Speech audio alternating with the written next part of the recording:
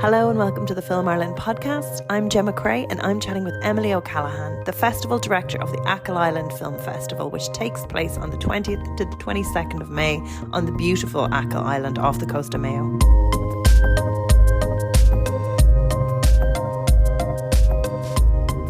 Thank you so much for chatting with us, Emily. It's lovely to see you again. It's great to see you too, Gemma. Thanks for having me. So I'm going to ask you a little bit about where this festival came from. So you are the creator, the mind behind it all, the programmer. That's right. So it's been a few years in the making. It's definitely been on my mind for a few years and coming together, but I didn't think that it would actually happen. And here we are 10 days away, and it seems like I suppose I better do it now. I've been talking about it for a long time. The tickets are booked, the hotels are full. I've definitely fantasized about running away and just hoping that someone else will actually produce it. But yes, it's happening. So I guess my graw for Achill itself as a place, Achill Island, and then my experience running events and my experience in filmmaking is kind of perfectly combined, I suppose, in this. And it is something that was on my mind for definitely a few years, the seed of the idea. And then during COVID, I suppose, or during the pandemic, the lockdown, I really had a chance to think about, what I want to do. And that probably gave me the push to really go and do it. And was there an iteration of it supposed to happen last year, but COVID took that away, or am I? No, but I've probably been talking about it for a year, so it probably seems like there should have been or could have been. Yeah, I'm like, this doesn't feel like a new. I feel like this has been around for a while, if not in my own mind. So this yeah, absolutely. Oh, I think I've just been harassing everyone I've ever met about it and using every connection, every contact. And I've been talking about it for a long time online. And I guess maybe you're one of the first people I came to with it, because I knew you'd kind of get it and be excited. So that probably actually has been maybe 9-10 months ago, if not more. Amazing. So tell me a little bit about, how does one start off with a film festival? A twinkle in the eye, a love for film, a kind of a hatred for sleep? Definitely don't have hatred for sleep, but I probably won't be getting much over the next few days. So I guess how it comes about is, or how I did it, was initially really getting in touch with everyone. It's almost like I did it backwards. It was a case of, if you build it, they will come. So I tend to do this where I come up with an idea, I tell everyone about it, and then they're like, okay, well, are you going to do it? And then I reverse engineer it. So I'm literally saying I'm going to do it, creating the logo, creating the sign, creating the social media pages, and then going, okay, how am I going to do this?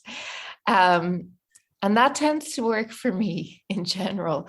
So from there, I guess I saw who was around, who might be interested in coming, who might be interested in speaking at it, being part of it. And I opened up an account on Film Freeway, which you're probably familiar with. And I said, I am doing the festival. And soon after that, I started receiving submissions in from all over the world, which was amazing. I think we had 17 countries submitting. Most were from Ireland, which was really cool. And a lot of them had been made during the last 2 years during the pandemic, with very limited, as you can imagine, resources for people. So some of them may be made on phones, some of them may be made by one person, really, really limited, and very few feature films. We did get a lot of documentaries, which I love, but actual fiction feature, if you want to call it that, we less than a handful, I'd say. So from there, I was able to start imagining the program coming together and how that might look, and then contacting people down here in Achill, trying to get them to understand what the hell it was I wanted to do. I was grilled. I was cross-examined. Who are you? Dublin girl, blow in, why Achill, the whole thing, which are all valid questions. And I suppose I hoped that they would just get it. They're starting to get it now, 1 year later. From there, I got in touch with people that I'd worked with through the industry over time, and I asked a lot of advice from people, people that I kind of looked up to or mentors. That really helped a lot. And from there, I started gathering the materials that would be the skeleton program of what it might look like. Then it was a case of the aforementioned social media channels, and all those years spent wasting hours on Facebook to my family's detriment and disapproval have finally come through with many contacts, many of whom I've probably met once in a toilet in a club, and being able to have a bit of a reach has been really helpful. So that combined with kind of, I suppose, really going above what the weight of the festival is. It doesn't exist yet, but contacting people that, I've no business contacting to let them know that the festival is happening, if they can come or not, really makes no difference to me in the first year. It's about them knowing about it, hearing about it, and really getting the word out. From there, I was supposed filling out grants and application forms, something most of us don't really enjoy in the creative industries. No, it's like it's the imagining what your job is and then what your job actually is, and it's like, oh, I'm a writer, and it's like, no, you're a filler out of forms. Very occasionally are you a writer. So you spend so much time doing that, and then again, it's the first year, so when you're being asked for projections and numbers and proof and you're trying to explain, this is what I hope, and this is, but I don't have concrete numbers. So it's a bit of a chicken and egg situation. You kind of have to prove yourself first before getting funding, but in order to make something, you need funding. So it's been tough in terms of funding. This is very much DIY, very much shoestring, and that's okay. I'm used to that. I'm used to that my whole life. And it makes you very resourceful, I suppose. And it kind of makes things happen in a way that I suppose may not have happened, or, that you may have rested on your laurels a bit. Whereas with this, you're literally like, there is a countdown, there are people coming, I need to get this together. And, I will pull on whatever resources I have. And that's it. So tell me a little bit about your program so far, the dates, what we're expecting. I know some lovely short filmmakers who have their works in there. We're very excited about having a few scoops, because I think it's a brilliant time because you're really touching on a lot of things that people are excited about, which is travel, seeing Ireland, seeing those nooks and crannies of places that they haven't been before, getting a bit of local flavor, and then again, getting back out into the world, getting your film out there. So it's a really lovely time to get to do that. So the festival is taking place from Friday the 20th to the 22nd of May. So very, very, very soon. It's quite surreal to think that it's actually happening. I'm delighted with the program, and I'm loving hearing from you, for example, real life people are actually coming and excited about it. Shouting about it from the rooftops. Absolutely. Getting the words out there. I'm excited to go in person, because I think people have been making content for like 2 years. And going to a festival, up until quite recently, it was always like, will we get down there? Will we not get down there? Is it going to be a physical screening? Is it going to be online only? So I think it's a perfect time for people to go and celebrate and have a few scoops and talk to each other about their films. Absolutely. It's May is when it is. So I chose that kind of because it is a little warmer, although people have been wishing me best of luck with the weather. And I'm saying, actually, if it rains, that'll be great, because more people will go indoors to the films, because Achill is so beautiful, as you know, and the landscape is incredible. But we do want people to see these films. Like you say, it's been this kind of boiling pot nearly for 2 years. People are dying to get out, have a few pints of Guinness. I think I'm lucky in the time frame that this has fallen in terms of COVID. I think this is probably, we're entering the best phase. I hope, fingers crossed. COVID is definitely still around, of course, but in terms of, this is probably one of the more ideal times to mingle, see people, and be together. So I think the filmmakers are really excited to see their film, as you say, in person on a screen, as opposed to, unfortunately, it all had to be online for the past couple of years all around the world at film festivals. And tell me about the lineup. So who are you excited about getting to see on the screens and those lovely venues around Achill? Sure. So I think the documentaries are my personal favorite. We have a very early screening of Lyra, which you're probably familiar with, is the documentary made by the best friend of Lyra, the Belfast journalist who was murdered a couple of years ago. And this film has had quite a quick turnaround in being made, considering the high quality of it. It's actually an incredible documentary. And we feel so lucky to have that. The filmmakers are coming. We're going to be speaking to them afterwards. We've got a world premiere of a beautiful documentary called Secrets of the Basking Shark, which was mostly made here in Achill. So that's even more special. And we've got some scientists and shark specialists coming over from England for that screening, along with the filmmakers. So that's really, really special. And then we've got several short, Irish films that were actually made not only during lockdown, but about lockdown and about COVID and about what changed in our relationships and what we looked at. Again, I was really pleasantly surprised at how quick these were turned around and made.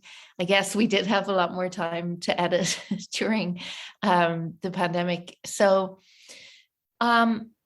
we've got on the Saturday night, late night cinema, we're calling it. And that's a program of the more, let's say, quirky, darker films, which should be good crack. And they're being shown in a kind of historic venue down here called the Wave Crest, which, if you can think about the high school hall in Back to the Future, where they have the dance, it's that kind of venue, and I think that will just be kind of fun. That's very fringy, very like festy kind of. Yeah, I love that. It is. It's almost like a fringe, but part of the main festival, because it is a small festival, but we've actually got 116 films in total, which is huge. I think I must have been a little bit under the influence when I made that final decision on how many films I'm showing. But next year it might be like 10 exclusive world premieres. So there'll be a lot of running around and that kind of thing. So on our opening night on Friday, we're kicking off with an Irish feature film, which has actually been out a couple of years. It's called Follow the Dead. It's a horror film that has been quite a few years in the making, actually. But again, I don't think it has been seen that much in person. And the whole crew is coming down, the actors, and we're going to follow that with an after party. So it's kind of like a tongue-in-cheek thriller, not too scary for those who might be scared. I love that kind of B-movie vibes where you have a few jars then as well as something to chat and laugh about, like it really kind of lightens the mood. So that sounds like great crack. That's it. The bar will be open before these. I'm trying to keep a bit of a hold on the bar being open during the actual films, just out of respect for the filmmakers and hearing the film. But we definitely encourage a drink before and after. And after, definitely get in the mood. And you might have a hip flask that doesn't make much noise during it, who knows. We have lots and lots of smaller films that are really beautifully made about the farming community, which of course is ideal to show down here in Achill. So that's been great. So on Sunday at the Wavecrest again, that kind of fringe venue, we've got family friendly screenings, including some brown bag animation classics, the Oscar nominated Brown Bag, as we know. And following that, we've got special archive footage from the IFI, who are very kindly giving us 3 short films between 16 and 40 minutes, which were made in the 60s and 70s. And as far as I know from asking the locals, they have not been widely seen. So I'm really excited for the locals to come in and enjoy those, people of all ages, and especially the older folk around the island. And they might even recognize themselves or their grandparents in these films. So that'll be a really special day on the Sunday. I might be horizontal by then with tiredness, but I'll try to make it. We've also got a lovely European premiere called Final Chapter, which is a documentary short about a family-run bookstore in Los Angeles that's closing after 60 years. And I think that's really kind of indicative, I suppose, of the last couple of years and places having to close down because of, lack of customers or Amazon taking over. So things like that, I'm very much looking forward to seeing, and for people to see them as well. This is I've curated what I would like to see at a film festival, so I'm hoping that it'll appeal to the audience as well. And it sounds like you really captured a sort of a sense of time with COVID and all these documentaries that both celebrate the past and kind of really make us realize where we are, as well as, a sense of place, and really kind of staying true to the spirit of Achill, and even the venues, like, using those really kind of fun local spots to the best of their ability to showcase talent, and then also to bring the filmmakers to celebrate their work as well after 2 years. So it sounds like you've done an awful lot of work creating something very special.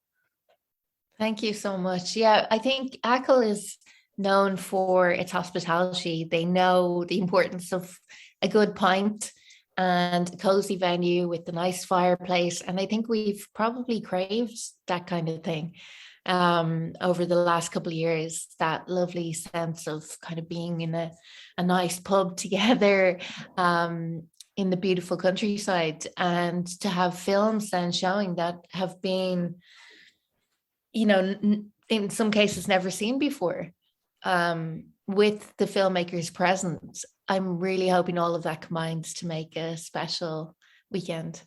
And if you get the weather that you have here, I don't know if you can hear it, but it's actually torrential rain. Everyone will be inside watching those films.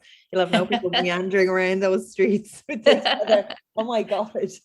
Yeah, it's been very stormy here the last few days, and torrential rain and wind. So I'm kind of fingers crossed it'll stay for another few days. So if you lure them in with the good weather the day before, and then rain when the films are happening, and then a nice bit of good weather the day, kind of the last day.